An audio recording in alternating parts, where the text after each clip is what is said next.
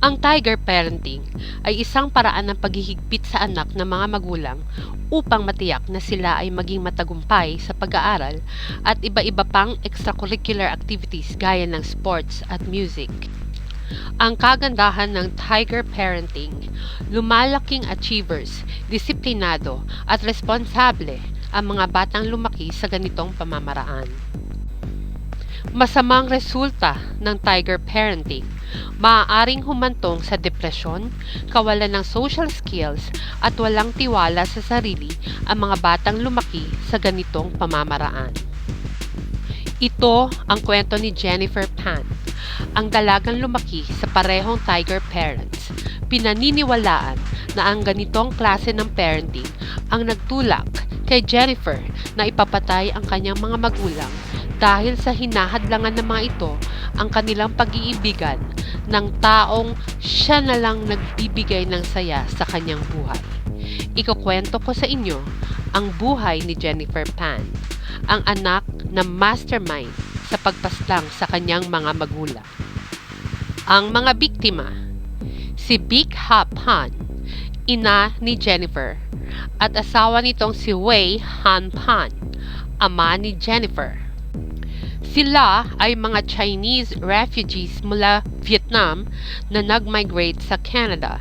Sila ay may dalawang anak, si Jennifer at Felix Pan. Noong 2004 ay nakabili sila ng bahay na may 2-car garage sa isang residential area sa Markham sa Greater Toronto area.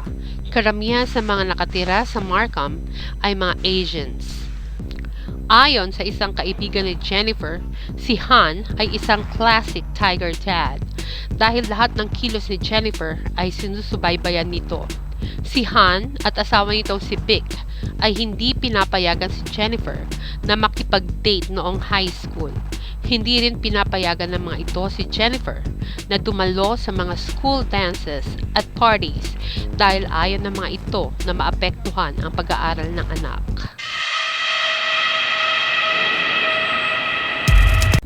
Ang mastermind. Ang mastermind sa krimeng ito ay si Jennifer Pan, 24 years old, Canadian. Anak siya ni na Big Ha Pan at Wei Han Pan.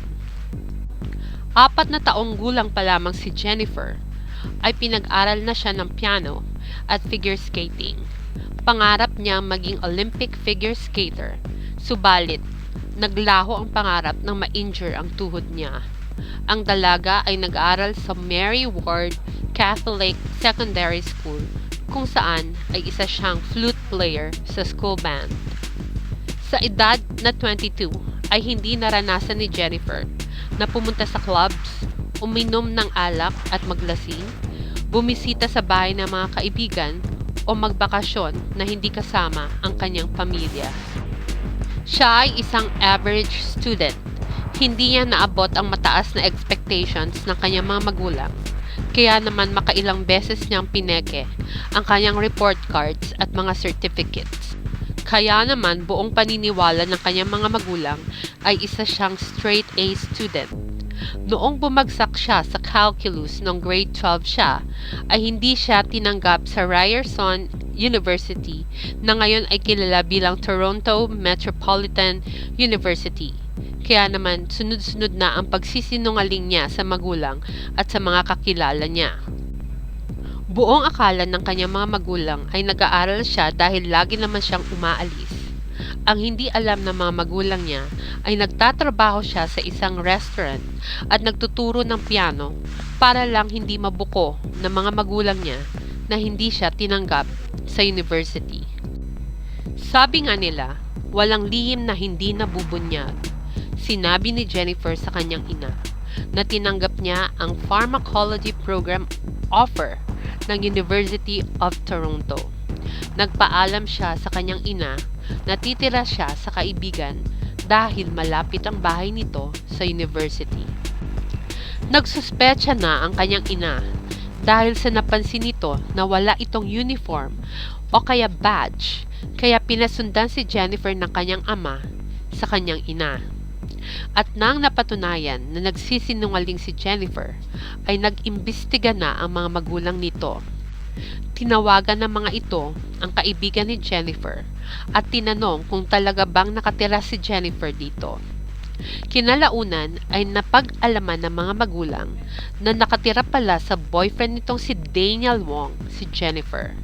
Si Daniel Wong ay kilalang naglalako ng ipinagbabawal na gamot at manager ng Boston Pizza. Kaya naman pinapili siya ng kanyang mga magulang kung sila o ang kanyang on and off na kasintahan. Pinili ni Jennifer na manatili sa bahay ng mga magulang. Sinabi nito sa mga kaibigan niya na para siyang naka-house arrest dahil hindi na siya pinapayagang magtrabaho ng kanyang mga magulang. Kinuha rin ang kanyang cellphone at laptop ng 2 linggo. At nang ibinalik ang mga ito, ay minonitor ng mga ito ang kanyang mga email at messages. Hanggang sa mahuli na naman siyang nakikipagkita kay Wong. At dahil dito, ay mahigpit na namang ipinagbawal ng mga magulang ni Jennifer na makipagkita siya kay Wong. At dahil napagod na si Wong sa pagiging istrikto ng mga magulang ni Jennifer, ay nakipagkalas ito sa nobya at nakipag-date na ito sa iba. Hindi matanggap ni Jennifer na may iba nang dinidate si Wong.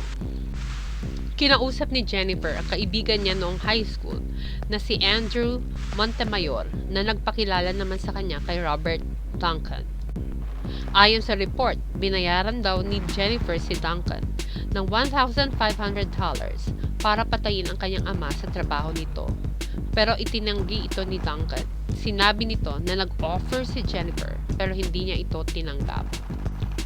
Kalaunan ay nagkabalikan sina Wong at Jennifer at plinano ng dalawa na kumontrata ng professional na hitman na papatay sa mga magulang nito.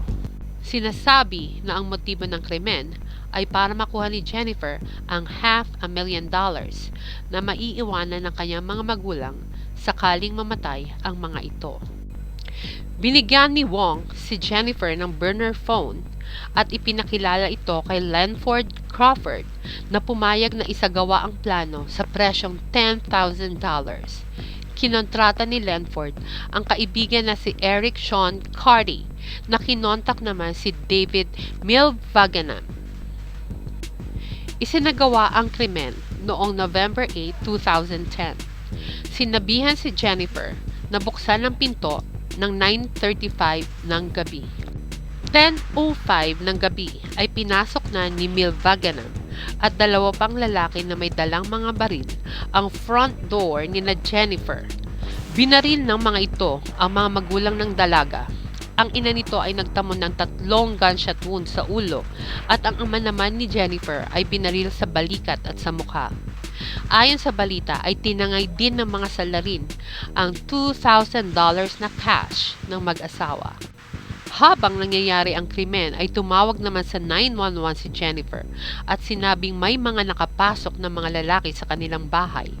Maririnig pa sa background ang pagsigaw ng kanyang ama at sinabi niya rito na okay lang siya.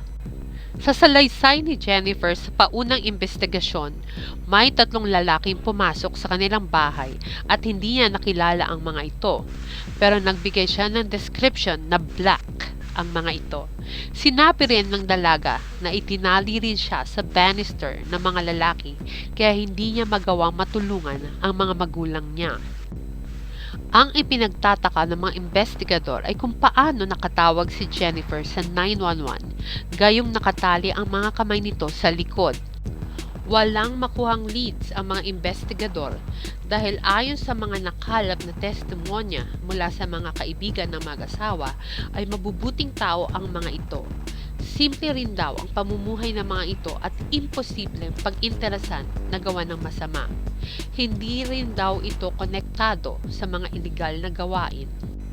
Isang anggulo na tiningnan din ng mga investigador ay ang pagkakasangkot ng ex-boyfriend ni Jennifer sa iligal na droga. Subalit walang kaukulang ebidensya na magpapatunay na magdadawit dito sa kaso. Matagal bago nakakuha ng leads ang mga investigador at ang mga leads ay nagtuturo kay Jennifer na siyang may malaking motibo sa pagpaslang sa mag-asawa.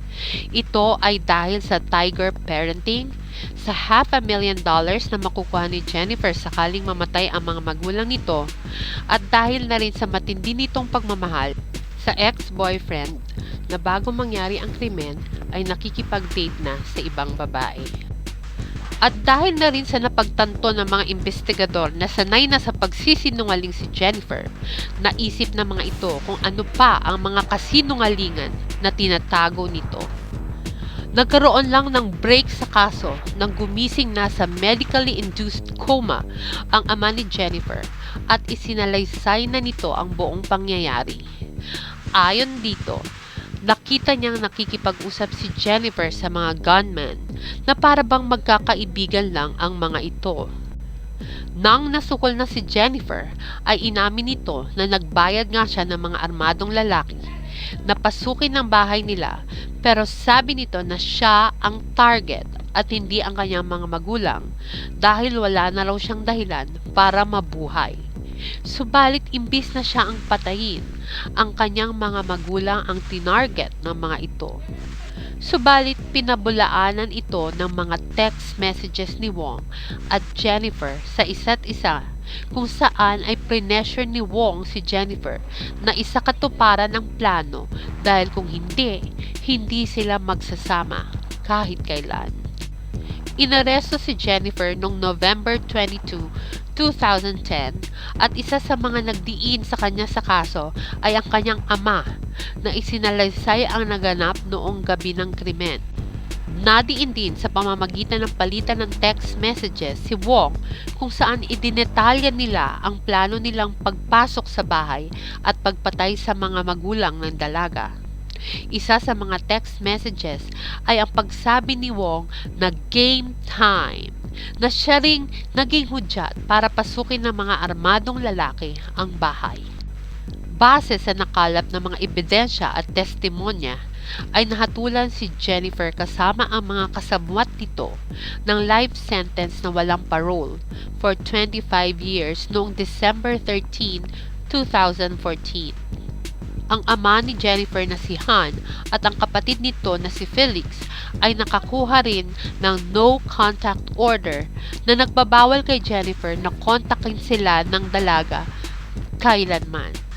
Marami ang nagtatanong sa kasong ito kung ano kaya ang nangyari kung hindi naging mahigpit ang mga magulang ni Jennifer sa kanya. Ano kaya ang magiging kahihinatnan ng buhay nito?